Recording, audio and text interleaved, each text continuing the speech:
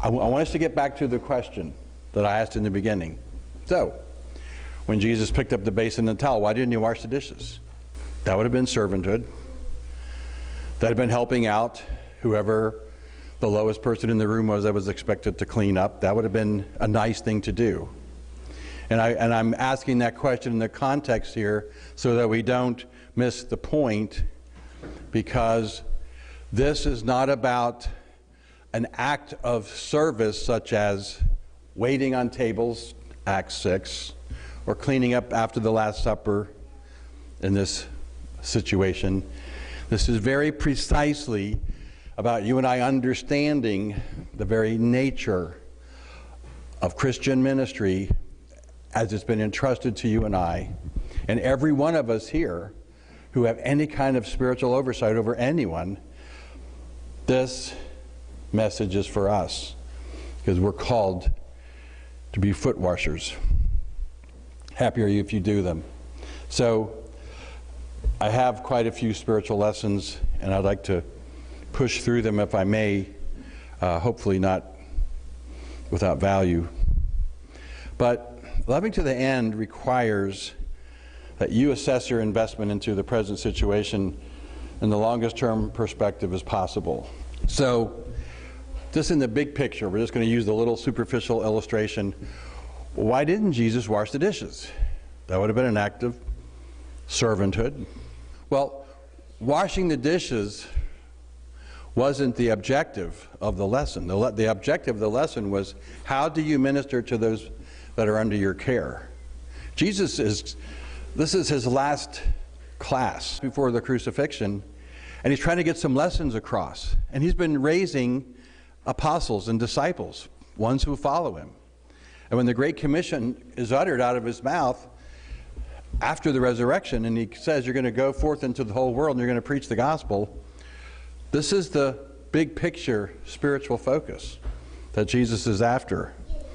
And so I'm not trying to in any way diminish how an act of washing dishes might be helpful and kind and beneficial and an occasion for bringing the gospel. I'm not trying to diminish that. I'm wanting us to get the point that washing the dishes wasn't appropriate at that minute, because he was trying to teach them as his disciples to pay attention to the necessity of washing the feet of those who are already washed, those who are already clean. So I have a few points listed. Number one, loving to the end requires a calculated look at personal circumstances. One of the most amazing things about John is the way he lists the calculated thinking of Jesus in the background and understanding what was taking place. And the first thing, of course, that stands out, Satan places bad players into our ministry to oppose it. It's called spiritual warfare. You need to understand, I need to understand, we all need to understand one thing. The devil is going to intentionally put players in your path, in your ministry, wherever that is, in your home, in your church, at your work. He's going to deliberately speak to the heart of people under your charge, under your care, and they're going to bring grievance to you. So it's imperative that you and I understand one thing, and that is our course of action. If we're going to be ministers of the gospel, if we're going to bring Christ to our world wherever we are, we're going to have bad players in our life. It's going to happen. And you and I aren't going to know they're there or how they got there. We're not going to be able to anticipate necessarily what they're doing. But we cannot let a bad player change our focus. That's why knowing the call of God, you'll have that seal in your heart. This is from God. And it'll endure. No man can give you that kind of confidence. When you know you're about to depart, you have a short amount of time. That rapidly helps you sort your priorities. It's an amazing picture of the priorities of Jesus when you get from chapter 13 until the crucifixion, to see the priorities of Jesus, what he talked about, how he talked about it, the bases that he covered, which are substantial, encouraging to us. Thirdly, focusing on personal danger is mitigated by the need to prepare those who are served. That's a pretty amazing thing. And of course, we have such a credible example through motherhood in our own lives, but the ability to limit our own concerns in the face of danger as we seek to minister and care for others, that's a tremendous blessing. That's godlike. And for us as believers to serve the Lord, that's absolutely a requirement, and it's a fruit of love. Number two, loving to the end requires focusing on the ultimate goal, joy that was set before him. If you remember, it said Jesus knew where he came from, that God had given all things into his hand, and that he was going back to God. And as David read in Hebrews this morning, 12, it was for the joy set before him that Jesus endured the cross. He had an understanding of what the outcome was going to be ultimately. And so he recognized there's going to be immediate hardship and difficulty. And I'm telling you, dying on the cross for the sins of the world is a pretty significant hardship and difficulty, if you want to measure hardship and difficulties. But it was the objective, it was the ultimate objective, the ultimate goal that allowed him to do it. Silences your fears, stirs your motivational gifts, and it sharpens them. That's pretty significant. Fear clouds everything. We put that fear to rest, and we are willing to serve, we're willing to die. And as soon as we're willing to die, if I die, I die. As soon as that, then the opportunity of the moment springs on us, and we're able to serve in that short little time like no other time. And number three, your relationship to God is your identity. That's a tough one. I like to think that my identity is in the Lord. I like to think that. I like to believe that. I like to look back and say, yeah, for 47 and a half years, my identity has been in Christ. But I have to be honest and say, how come there are times when I get really emotionally discouraged and downtrodden? And how come when I find myself with adversaries who are bad players in my life, how come I get discouraged and downtrodden when that happens? And I always have to admit, well, I guess my identity is really not in God at that moment. And that heavy-heartedness, that discouragement, that blueness, or whatever it is, has to be dealt with. And I have to be willing to die in that moment in order for me to function in hope of God. You know where you came from, you know what God's entrusted to you, and you know where you're going. Continuing then, loving to the end produces servanthood because it focuses on the needs of those you serve. Now, when I'm saying needs of those you serve, Jesus already said it. Is the greater need clearing the table off and getting the dishes washed? Or is the greater need recognizing this child needs some time because they're struggling with issues, and you have time now? You're going to have to make your choice. Your priorities have to be set. Can you see the bigger picture of need? Because washing feet is more spiritual than washing dishes. That's simple. Washing feet is far more important than washing dishes. Number 5, those who serve best have learned the value of care of their superiors. Young people, while you have a chance, this is something that you can lay a hold of now that you're not going to be able to later. So Peter's little lesson, I'm not going to have you wash my feet. Moving from resistance to, well, wash my head and my hands as well. The spiritual reality is simply this.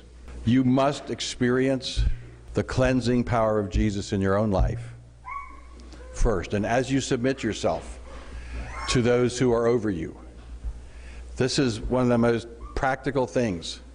If your feet are dirty, take your dirty feet to your mom and your dad and say, hey, I've got some dirty feet. Can you help me wash them? There's a spiritual analogy here that you really can't wash your own feet in that sense that Jesus is speaking about. So we need to submit our feet to others to wash.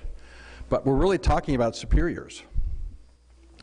But think of your own capacity to serve later if when you were young, you learned that I need help. I need help in getting my feet washed. And you develop a spirit of gaining help, then you'll have a vision for giving that same help as you're older. Number 6, the brethren can helpfully assist with foot washing only because the whole body's already clean. Think about that. You and I can't redeem each other. We have no capacity to make every whit clean. That's the job of salvation in the Savior. Our job, which is important, is the lesser job of taking those dear saints and helping them wash. Now, that's going to be a little bit hard to make some application to this in terms of being thoughtful and practical. But the first thing I want to say is cleansing is not condemnation. So this might be the way some of us gulp, have tended to deal with foot washing. Do you realize your feet are dirty? How come you brought dirty feet in here? That's condemnation. When we look at the feet and see they're dirty and we fuss and fume because they're dirty feet. No, feet are dirty because that's the characteristic of feet that are used. And so, I mean, can you imagine Jesus going around with his towel in his basin? So, Philip, how'd you get your feet so dirty? Look at your stinking toenails. When are you going to trim your toenails? I mean, it's easy to become the devilish critic, right, at the need. But the point that Jesus is trying to make, the example he's trying to make, is not about foot washing at all. It's about that spiritual cleansing. They're clean every bit, but that help that comes along and helps each of us maintain purity, maintain cleanliness. You know, I think of it as a parent with a child. Are you endeared to your child when you see a need in their life? Now, I realize that your children must be born again. And that's a huge step in the right direction that you can't do. You can bring them to the foot of Jesus, but only the grace of God can bring them into the kingdom. But your attendance to their need can be one of endearment, one of vision for cleansing, and not one of condemnation. And if there's just one thing that, you know, we can all practice on. I say we all because I don't want to single myself out and say I need to practice on it and not include you. But just learning to cleanse the dirt off without condemnation. And it's a picture. As Jesus washed the feet of his disciples, he gave an example. And it's important to recognize that's the model, that's the picture. You and I ought to be the one washing the feet of our children, washing the feet of those that we're giving care to. You know, one of the verses that came to my mind here as we get to the last slide, washing our wives with the water of the word. That's a Pauline expression of it. Number 7, foot washing extends from the more mature to the less mature. That's the pattern. And it upends the whole world. And I want us to see it's not just a symbolic gesture.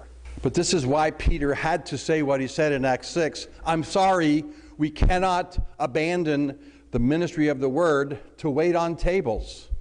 We need to be washing feet. And that's far more important. Let's find some folk that are trustworthy who can do the table waiting in a godly manner. You want to be great? You want to be famous? You want to be the best of the best? You'll never be anything great or best of anything unless you learn this beautiful picture of mastering foot washing wherever you go. You're going to have people under your care. You're going to have people under your guardianship in some fashion. It's going to happen. Train yourself to wash feet, not to condemn the person that has dirty feet.